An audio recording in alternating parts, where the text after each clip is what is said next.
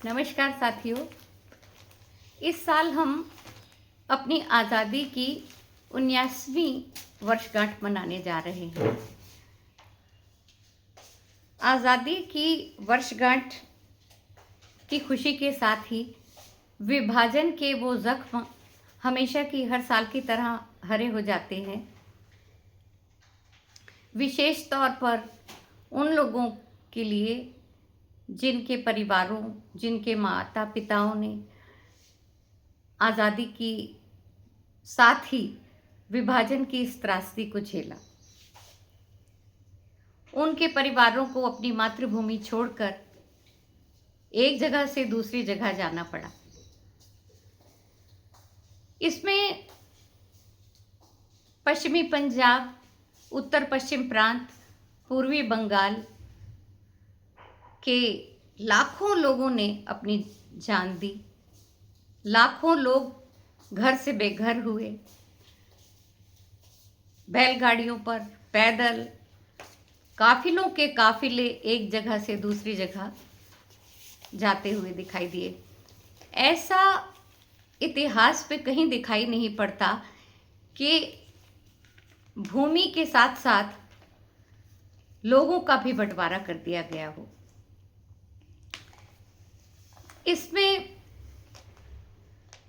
जितने लोग बेघर हुए, न जाने कितने लोग मारे गए, न जाने कितने लोग, लड़कियों की आबरू चली गई और कितनी लड़कियों ने अपनी आबरू की हिफाजत के लिए नदियों में छलांग लगा के, कुओं में छलांग लगा के अपनी जान दे दी। इस सबको उस समय की मशहूर कवयित्री, लेखिका अमृता प्रीतम ने बड़े हृदय विदारक शब्दों में उसकी व्याख्या की। 2 लाइनें। आज आखा वारस शानू तू कितो कबरा विचों बोल, अज किताबे इश्क दा कोई अगला वरका फोल। एक रोई सीती पंजाब दी ते तू लिख लिख मारे वैन, अज लखां तियां रोंदियां तैनू वारस शानू कहन। उठ दर्द मंदा दिया दर्दिया, उठ तक अपना पंजाब, हर वेड़े लाशां बिछियां ते लहू दी भरी चनाब। अज किसे ने 5 पानियां दे विच दित्ती जहर मिला। इन 5 पानियों ने, इन 5 नदियों ने जिस भूमि को इतना उपजाऊ बनाया, सब कुछ दिया, उसी भूमि को बांट कर रख दिया गया। ये जहर किसने मिलाया, इसकी जिम्मेदारी किसके ऊपर डाली जाए?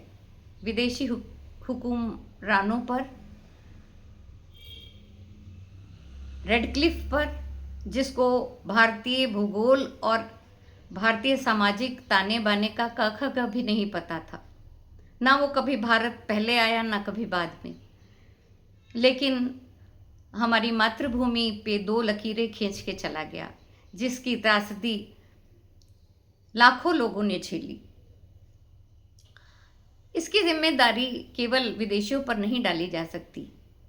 क्या हम उन असामाजिक तत्वों को जिम्मेदार नहीं ठहराएंगे जिन्होंने राजनीतिक नेतृत्व की आड़ में अपने ही भाई को भाई का दुश्मन बना दिया? वही लोग जो सदियों से एक साथ रह रहे थे, उनको एक दूसरे के खून का प्यासा बना दिया।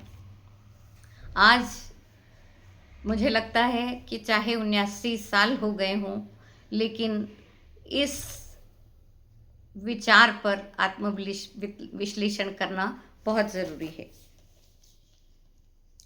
उस भूमि पर जहाँ पर लाखों शहीदों ने कुर्बानी दी, जैसे भगत सिंह लायलपुर के थे, लाहौर बॉस्टल जेल में कितने क्रांतिकारियों ने बहुत सारी यातनाएं झेली, फांसियां लगी उन्हें, मुल्तान जेल, ये सभी जगहें जो थी, वहाँ के स्वतंत्रता सेनानियों को भी, उनके परिवारों को भी अपनी मातृभूमि और अपनी संस्कृति को छोड़कर भारत आना पड़ा। इसका असर न केवल उस पीढ़ी पर हुआ जिन्होंने ये त्रासदी झेली, बल्कि उनके आगे आने वाली जो पीढ़ी थी उन्होंने भी इस त्रासदी को झेला। मैं खुद उस परिवार से बिलोंग करती हूँ जिन्होंने, जो लोग रावलपिंडी से यहाँ पर भाग कर आए, अपनी जान बचाकर, सिर्फ 2-2 4-4 कपड़ों में उन्हें अपना घर छोड़ना पड़ा, मातृभूमि छोड़नी पड़ी। और 15 अगस्त से संबंधित वो एक मेरे पिताजी एक बहुत दर्दनाक वाकया बताते थे कि जब भारत आज़ाद हुआ उससे पहले हमारी बिरादरी पूरी मोहयाल ब्राह्मण बिरादरी थी, वो लोग वहीं से सदियों से वहीं रचे बसे थे। उन्होंने प्रण किया था कि हम अपना मातृभूमि छोड़कर नहीं जाएंगे, लेकिन कुछ वाकया ऐसे हुए कि उन सबको मजबूर होना पड़ा अपनी मातृभूमि को छोड़ने के लिए, अपनी संस्कृति को छोड़ने के लिए, अपनी जड़ों को छोड़ने के लिए।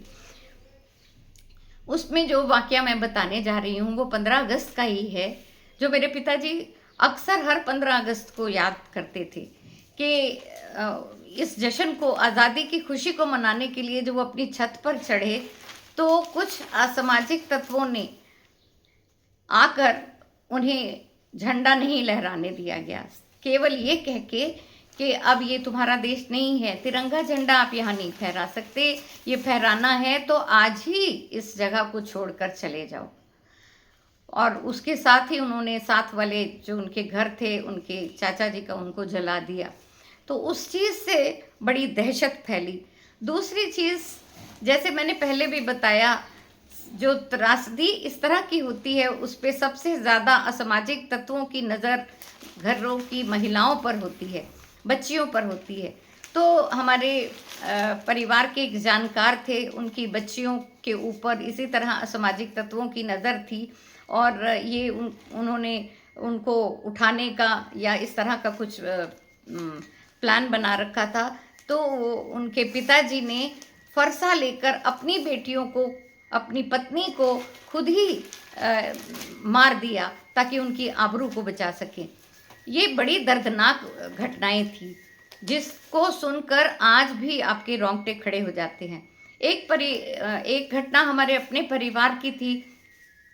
मेरे पिताजी के बुआ फूफा जो थे वो शेखुपुरा में रहते थे, सिख परिवार था, सिंह सभा के प्रेसिडेंट थे इनके फूफा जी मेरे पिताजी के, और उनको सिर्फ इसलिए गोली मार दी गई कि वो सिंह सभा के प्रेसिडेंट हैं। उनको घर के बाहर बुला के बलोच सैनिकों ने गोली मारी, जिससे उनकी पत्नी उनके सामने आ गई, उनके बच्चे उनके सामने आ गए, सबको इतनी निर्दयता के साथ भून डाला गया। तो ये जो घटनाएं थी, इन्होंने इतना मजबूर कर दिया हमारे ऐसे हिंदू परिवारों को कि वो सब अपनी बेटियों की आबरू के लिए अपना घर परिवार छोड़कर एक जगह से दूसरी जगह चले गए। ये केवल वहाँ हुआ हो ऐसा नहीं है, यहाँ पर भी इसी तरह का माहौल था, भारत में भी, और दोनों तरह के जो हिंदू मुसलमानों के साथ ये अत्याचार हुआ।